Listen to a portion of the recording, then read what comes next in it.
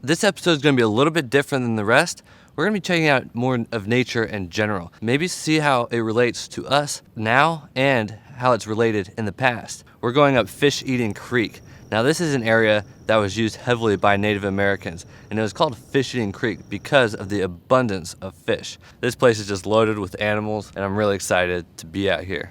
Now basically the plan for this trip is to go up as far as I can on Fisheating Creek, and really I want to see as much wildlife as possible. So the further up I go, the deeper into the wilderness I can be, and the more pristine this area is going to be. Even right off the bat, it's pretty pristine. I'm not seeing hardly any litter at all, and very few signs of people. Now when I'm out in the woods, I take my eyes very seriously. So I always protect those, and so I've got sunglasses and of course a hat. So no sun is going to be getting in those eyes, and they'll stay well protected, so when I'm 90 something, I won't be blind. It's pretty awesome weather. However, it being so warm, that's gonna allow the bugs to actually come out, and so that could be kind of an issue tonight.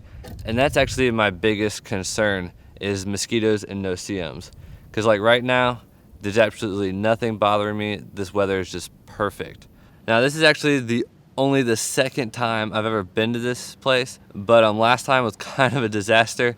And I'll tell you about that a little bit later, probably.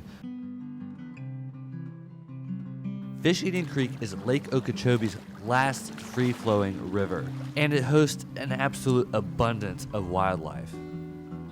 Everything from panthers and bears to deer and pigs, and of course, our creepy crawlies.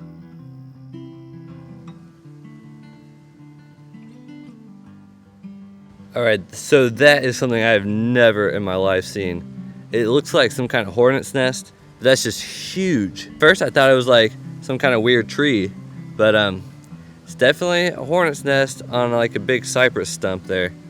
So that's crazy.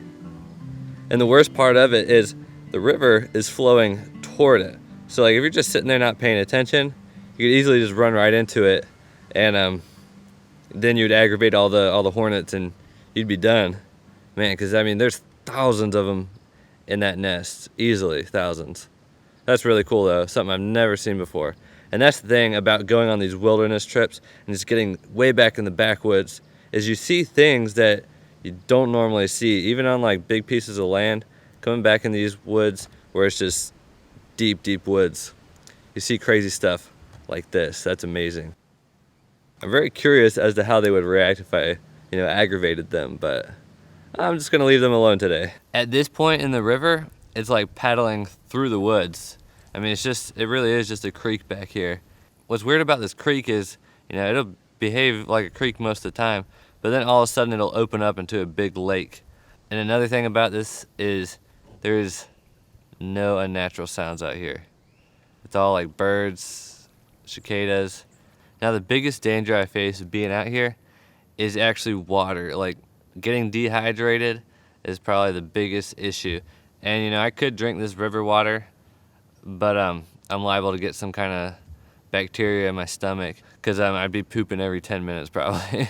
That would not be fun. So drinking this water isn't really an option. Now I could boil it and that'd probably be okay. It at least wouldn't get me sick. Generally what I like to do is bring my own water. I've got 2-gallon jugs out here. Another thing I need to keep an eye on is exposure. Basically exposure to the sun and exposure to the cold at night. Probably getting more sun than I need to, but here it is early December. So the sun doesn't get quite as high, so I'm not getting as much bad UV rays hitting me. Oh, that's a bad sign right there. I just killed a mosquito. He was biting me on the neck. They're probably gonna be out en masse tonight. One thing that's kind of important to have a decent grasp on is a tree identification. When I decided I needed to camp somewhere, I'd like to camp on some dry land. So what I can do is, if I look back into the woods, I can see certain types of trees that will not grow in water. So even though I can't necessarily tell that if there's dry land there or not, seeing that tree will tell me that there's dry land, and that's a place that I could camp. All right, so one funny thing that happens when you're like out in the woods alone for a while is you start to like talk to things and talk to yourself, and you just kind of become a little bit weird, I guess. That alligator back there, like, I was talking to it. We were chilling together, you know, it was cool. So if I seem like I'm acting a little bit weird, that's why. It's something that happens. Man, there's a lot of alligators out here. I'm looking at one right now. He's swimming away. Now, one thing I'm seeing that's really good is the alligators are actually fairly shy. If they're not shy, that means something is wrong. They either see you as food or as a food source, so that means people have been feeding them. So out here, alligators have not been getting fed much. The alligators have been hunted for thousands of years. The natives here in Florida hunted them, and people are hunting them today. So they should be fearful of humans if they don't want to die. I'm actually not the only one on this kayak. I've got a little friend here. She's sitting on the camera, so I'm gonna see if she'll come out and show herself here. Oh, she's on the mic. Oh, here she is. All right, so this little young green anole has been with me this entire time, and she jumped right on my face. All right. So she's been on the kayak this whole trip. She's just hanging out. She's really cool. I wouldn't be surprised if she'd eat some of the spiders off my kayak. So I'm just gonna let her hang out here. She's a cool little lizard. She likes to jump on my face, so whatever. They always go for the face, don't they? All right, so there's finally a shoreline. Most of this area has just been like the craziest, thickest, nastiest swamp. Real ground out here. I'm so happy. All right, I'm about to get swept away. Or not. I might just be stuck here. Nope, I'm getting swept away. All right, bye. Oh, land, sweet land. One of my favorite foods to bring out on these treks is Logan bread. This stuff is just absolutely amazing. And it is packed full of calories. Man, there's just animals everywhere out here. As I ease up the river, around every corner is a new scene, with the wind causing all the leaves to shimmer and fall, and the tree's reflection drifting across the surface of the water. This place is just beautiful at every turn. But often, beautiful places like this can turn hellacious after dark. So I'll just enjoy this beauty while it lasts and live in the present.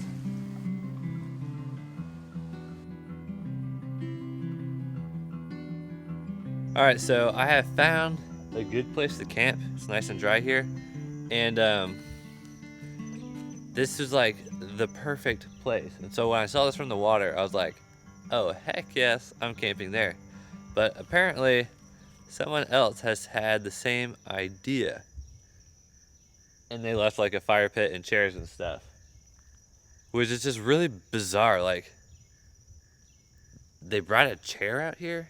I'm just gonna camp here because the way I see it, it's better to make fires in one place over and over. I don't need to like go burn another patch in the woods. Here's gonna be fine. And here it is, pretty much dusk, and seen a couple mosquitoes, but like not really anything. Like, they're not biting me right now at all. So I am really happy about that. All right, so I'm gonna go ahead and collect all the wood that I'm gonna need, probably a little bit more than I'm gonna need. When you collect wood, you always wanna collect downed wood. So like right here we have a branch that has fallen. I can just use my hands and like go like all ape man on it, you know?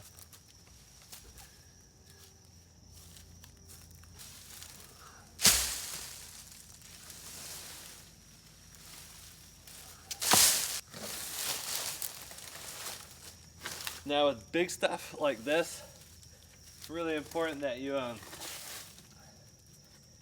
use some good old physics to break it. So right here, it's gonna be perfect. This seems like a really bad idea, by the way. Someone's gonna fly and hit me in the face.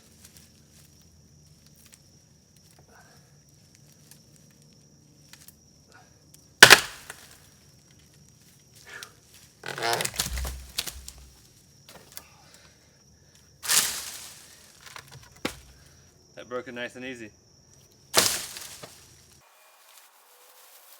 Now when you're carrying your firewood, it's best to like take the branches and go ahead and throw your logs on top of the branches, and then you can just drag them like a little sled, and that way you don't have to pick up each individual piece. You can just clump it all together and just drag it wherever you need it.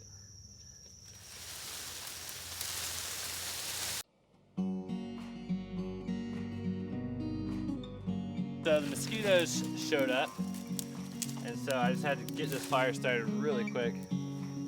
They were just swarming, and I just went into like crazy mode, and I had to get this started. So I'm just gonna let this fire here burn out, and then I'm getting in my hammock, and I guess I'm bedding down for the night, because I'm in my hammock, which has a mosquito net. I think I've got them beat, and what's funny is you can hear them buzzing all around the hammock. So I actually brought some earplugs for that. I think I'm gonna be able to sleep pretty well. All right, good night. There's a lot of alligators out here. I'm looking at one right now. He's swimming away.